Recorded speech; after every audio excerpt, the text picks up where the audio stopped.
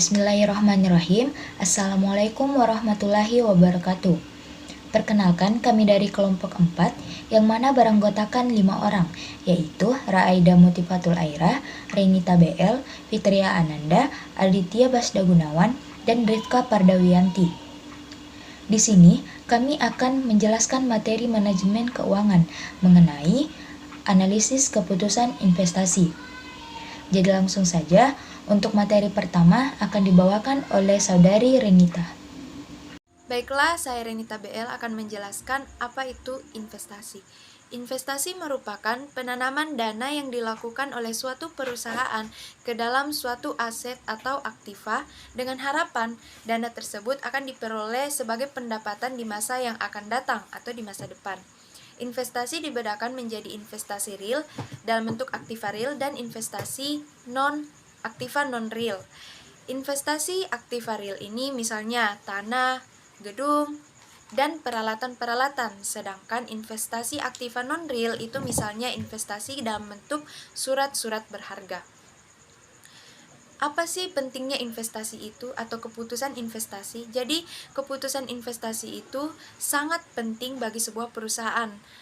Artinya, investasi ini sangat penting dalam kelangsungan hidup perusahaan tersebut. Apa yang menyebabkan pentingnya investasi ini? Karena keputusan investasi menyangkut dana yang digunakan untuk investasi-investasi yang mungkin timbul. Keputusan investasi ini diharapkan memperoleh penerimaan-penerimaan di masa yang akan datang, dapat menutup biaya-biaya yang dikeluarkan oleh perusahaan tersebut.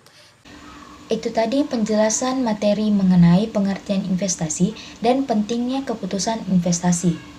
Selanjutnya, untuk materi kedua akan dibawakan oleh Saudari Raaida. Baiklah, saya akan melanjutkan materi yang telah dijelaskan oleh teman saya, yang dimana pada materi kedua ini, saya akan menjelaskan mengenai aliran kas dalam investasi. Nah, keputusan investasi yang dilakukan perusahaan akan menentukan apakah suatu investasi layak dilaksanakan oleh perusahaan atau tidak. Ada 3 macam aliran kas yang terjadi dalam investasi. Yang pertama, initial cash flow atau biasa disebut dengan capital outlays, yang merupakan aliran kas yang berhubungan dengan pengeluaran kas pertama kali untuk keperluan suatu investasi. Cash flow ini misalnya harga perolehan pembelian tanah, pembangunan pabrik, pembelian mesin, perbaikan mesin, dan investasi aktiva tetap lainnya. Jika kita melakukan investasi pembelian mesin pabrik, maka yang termasuk capital outlays atau cash outflow antara lain harga pembelian mesin, biaya pasang, biaya percobaan, biaya balik nama jika ada, dan biaya lain yang harus dikeluarkan mesin tersebut sampai mesin tersebut siap dioperasikan. Yang kedua yaitu operational cash flow, di mana operational cash flow merupakan aliran kas yang terjadi selama umur investasi. Operational cash flow ini berasal dari pendapatan yang diperoleh dikurangi dengan biaya yang dikeluarkan perusahaan. Aliran kas seringkali disebut cash inflow atau aliran kas masuk, yang nantinya akan dibandingkan dengan cash outflow untuk menutup investasi operational cash flow atau cash inflow. Nah, yang ketiga yaitu terminal cash flow, di mana terminal cash flow merupakan aliran kas masuk yang diterima oleh perusahaan sebagai akibat habisnya umur ekonomis suatu proyek investasi. Terminal cash flow akan diperoleh pada akhir umur ekonomis suatu investasi. Terminal cash flow ini dapat diperoleh dari nilai sisa, residu dari aktiva dan modal kerja yang digunakan untuk investasi. Nah, di sini nilai residu suatu investasi merupakan nilai aktiva yang pada akhir umur ekonomisnya yang dihitung dari nilai buku aktiva yang bersangkutan. Besarnya nilai residu ini sangat penting dalam perhitungan biaya depresiasi dan aliran kas masuk perusahaan. Modal kerja yang digunakan oleh perusahaan akan selalu berputar setiap periode tertentu. Pada akhir umur ekonomis suatu investasi, modal kerja ini akan kembali ke posisi semula. Artinya, setelah umur ekonomis aktiva yang bersangkutan habis, maka modal kerjanya tidak lagi terikat pada aktiva tersebut dan dapat digunakan untuk kegiatan yang lain. Dan pada saat itulah modal kerja merupakan aliran kas masuk karena terjadinya hanya pada akhir umur ekonomi saja. Maka aliran kas masuk yang berasal dari modal kerja termasuk dalam terminal cash flow. Metode penilaian investasi. Pengambilan keputusan proyek investasi terutama didasarkan pada pertimbangan ekonomis. Secara ekonomis, apakah suatu investasi layak atau tidak? Dilaksanakan dapat dihitung dengan beberapa metode penilaian atau kriteria proyek investasi. Yang pertama yaitu metode Accounting Rate of Return atau ARR. Adalah mengukur besarnya tingkat keuntungan dari investasi yang digunakan untuk memperoleh keuntungan tersebut.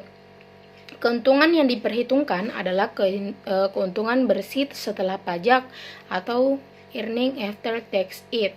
Sedangkan investasi yang diperhitungkan adalah rata-rata investasi yang diperoleh dari investasi awal jika ada, ditambah investasi akhir dibagi 2. Hasil dari ARR ini merupakan angka relatif atau persentase. Yang kedua, metode payback period atau PBP. Payback period merupakan suatu periode yang diperlukan untuk menutup kembali pengeluaran suatu investasi dengan menggunakan aliran kas masuk neto atau proceeds yang diperoleh. Metode ini juga cukup sederhana seperti metode yang sebelumnya yaitu metode ARR. Yang ketiga yaitu metode Net Present Value atau NPV. Metode Net Present Value akan mengakomodasikan tentang nilai waktu uang dalam suatu investasi. Metode NPV ini merupakan metode untuk mencari selisih antara nilai sekarang dari aliran kas neto proceeds dengan nilai sekarang dari suatu investasi atau outlays. Yang keempat yaitu metode Profitability Index, di mana metode Profitability Index atau Benefit Cost Ratio merupakan metode yang memiliki hasil keputusan sama dengan metode NPV. Artinya, apabila suatu proyek investasi diterima dengan menggunakan metode NPV, maka akan diterima pula jika dihitung menggunakan metode Profitability Index ini. Pengambilan keputusan apakah suatu usulan proyek investasi akan diterima atau layak atau ditolak tidak layak, kita bandingkan dengan angka 1. Apabila P1 lebih besar dari 1, maka rencana investasi layak diterima. Sedangkan apabila P1 lebih kecil dari 1, maka rencana investasi tidak layak diterima atau ditolak. Yang kelima yaitu metode Internal Rate of Return atau IRR. Metode Internal Rate of Return atau IRR merupakan metode penilaian investasi untuk mencari tingkat bunga atau discount rate yang menyamakan nilai sekarang dari aliran kas neto atau present value of proceeds dan investasi atau initial outlays. Pada saat IRR tercapai, maka besarnya NPV sama dengan 0. Baiklah, itulah tadi materi dari saya. Lebih dan kurangnya mohon dimaafkan. Wassalamualaikum warahmatullahi wabarakatuh. Itu tadi penjelasan materi dari Saudari Raida. Untuk materi ketiga akan dijelaskan oleh Saudari Rifkah. Baik, saya akan menjelaskan materi yang telah teman saya jelaskan. Materi yang akan saya jelaskan yaitu tentang hubungan antara NPV, PI, dan IRR.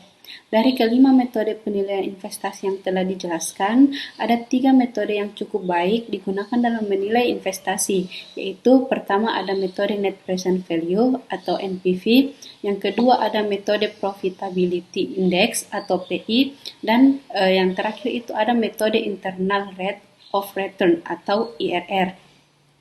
Hal ini terutama karena ketiga metode tersebut memperhatikan nilai waktu uang dalam analisis penilaiannya. Dengan demikian, perhitungan metode NPV, PI, dan IRR semuanya menggunakan basis konsep yang sama, yaitu present value dari aliran kas yang terjadi baik aliran kas keluar maupun aliran kas masuk. Keputusan yang diambil dengan menggunakan ketiga metode tersebut juga tidak berbeda. Oleh karena itu, antara NPV, PI, dan IRR memiliki hubungan yang selaras. Artinya, suatu usulan proyek investasi yang layak dilaksanakan jika dinilai dengan metode NPV, maka layak pula jika dinilai dengan metode PI dan IRR. Namun demikian, kadang-kadang terjadi konflik antara hasil keputusan NPV dan IRR. Dalam kasus tersebut, hasil keputusan kedua metode saling berlawanan. Hubungan antara NPV dengan PI terlihat pada parameter atau ukuran yang digunakan untuk menilai kelayakan suatu usulan proyek investasi. Apabila suatu investasi memiliki nilai NPV positif, berarti besarnya PV of Projects lebih besar daripada PV of Outlays. Dengan demikian, antara NPV dan PI memiliki keputusan yang sama jika digunakan untuk menilai usulan proyek investasi. Terus, hubungan antara NPV dengan IRR terlihat pada faktor diskonto yang digunakan untuk menghitung nilai sekarang dari suatu investasi. IRR merupakan tingkatan pengembalian yang disyaratkan oleh investor atau perusahaan ketika melakukan investasi. IRR merupakan discount rate yang menjadikan NPV sama dengan 0. Artinya, pada saat NPV sama dengan 0, maka besarnya tingkat pengembalian investasi yakni sebesar IRR. Apabila tingkat pengembalian yang diinginkan perusahaan dari suatu investasi lebih rendah daripada IRR, maka investasi tersebut akan diterima. Sebaliknya, apabila tingkat pengembalian yang diinginkan lebih tinggi daripada IRR, maka investasi tersebut tidak layak diterima, baik menurut metode NPV maupun IRR. Dengan kata lain, apabila IRR lebih tinggi daripada tingkat pengembalian yang diinginkan, maka investasi tersebut diterima, dan terjadi sebaliknya. Materi selanjutnya akan teman saya jelaskan. Baiklah, saya akan menjelaskan materi selanjutnya, yaitu mengenai konflik hubungan antara NPV dan IRR. Hubungan antara NPV dan IRR akan selaras ketika digunakan untuk menilai suatu investasi tunggal. Artinya, ketika usulan investasi layak diterima jika dinilai dengan metode NPV, maka akan layak pula dilaksanakan jika dinilai dengan metode IRR. Namun, kedua metode tersebut kemungkinan dapat menghasilkan kesimpulan yang berbeda apabila digunakan untuk menilai dua atau lebih usulan investasi, khususnya usulan investasi yang bersifat mutually eksklusif atau saling meniadakan satu sama lain. Dua buah usulan investasi A dan B memiliki hubungan mutually eksklusif. Apabila usulan investasi A diterima, maka usulan investasi B harus ditolak, sehingga antara usulan investasi A dan B saling meniadakan. Pertentangan keputusan investasi antara metode NPV dan IRR timbul karena metode IRR mengasumsikan bahwa aliran kas masuk yang terjadi dapat diinvestasikan kembali dengan tingkat keuntungan yang diharapkan dari penginvestasian kembali tersebut sebesar IRR yang diperoleh. Sedangkan metode NPV mengasumsikan bahwa aliran kas masuk dapat diinvestasikan kembali dengan tingkat keuntungan yang diharapkan sebesar discount rate-nya. Perbedaan asumsi inilah yang kemungkinan dapat menyebabkan konflik keputusan antara kedua metode tersebut. Konflik keputusan juga terjadi apabila dua usulan proyek investasi yang memiliki NPV yang sama tetapi IRR-nya berbeda, apabila usulan proyek investasi A dan B menghasilkan NPV positif yang besarnya sama. Hal ini berarti kedua proyek tersebut layak untuk dilaksanakan. Namun, keputusan tersebut kemungkinan berbeda apabila dinilai dengan metode IRR. Secara teoritis, metode NPV lebih baik daripada metode IRR dalam penilaian keputusan investasi. Hal ini dikarenakan metode NPV lebih konsisten daripada metode IRR berkaitan dengan discount rate yang digunakan. Usulan investasi akan ditolak atau tidak layak apabila diskon rate-nya melebihi besarnya IRR usulan proyek yang bersangkutan. Sekian materi dari saya. Untuk materi selanjutnya akan dibawakan oleh saudara Aditya. Nah, pada kesempatan kali ini saya akan melanjutkan materi dari teman saya, yaitu analisis investasi penggantian. Analisis keputusan investasi yang telah kita bahas terutama digunakan untuk usulan proyek investasi baru. Artinya, investasi yang direncanakan adalah investasi yang sebelumnya belum ada. Pembahasan pada subbab ini ditujukan untuk investasi penggantian atau perbaikan suatu aktiva yang semula telah ada. Investasi penggantian perlu dilakukan antara lain karena dengan mengganti suatu aktiva akan terjadi penghematan biaya atau akan menambah hasil pada perusahaan. Aliran kas pada investasi penggantian sedikit berbeda dengan investasi baru. Aliran kas keluar awal atau initial cash outlays pada investasi penggantian berasal dari harga perolehan aktiva baru dikurangi dengan nilai jual bersih aktiva yang sudah diganti.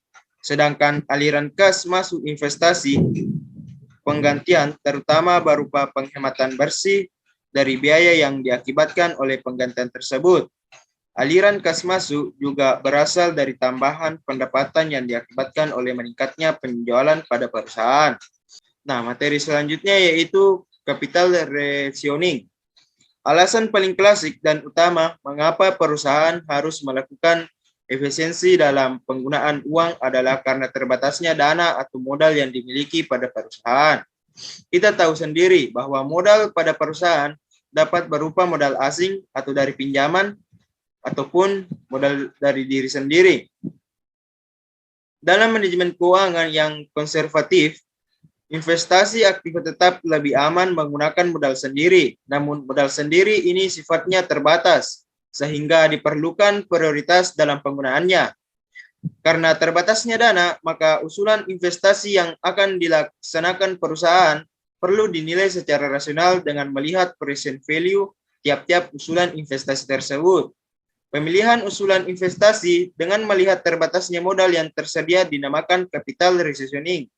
Oleh karena itu, capital rationing terjadi ketika perusahaan menghadapi pemilihan beberapa usulan investasi yang menghasilkan return berbeda-beda, sedangkan perusahaan memiliki keterbatasan dana yang akan digunakan untuk investasi tersebut. Di samping memilih investasi yang menghasilkan profit tinggi, pemilihan usulan investasi juga perlu memperhatikan sifat hubungan antar usulan-usulan investasi yang ditawarkan. Hubungan antar usulan investasi meliputi investasi yang bebas atau tidak saling tergantung atau biasa disebut independen. Investasi yang saling terkait atau saling tergantung atau dependen, dan investasi yang bersifat saling menyediakan atau mutually exclusive. Baiklah, itu tadi penjelasan materi dari kelompok kami mengenai analisis keputusan investasi. Sekian dari kelompok kami, kurang lebihnya mohon dimaafkan. Wabillahi taufiq wal hidayah. Wassalamualaikum warahmatullahi wabarakatuh.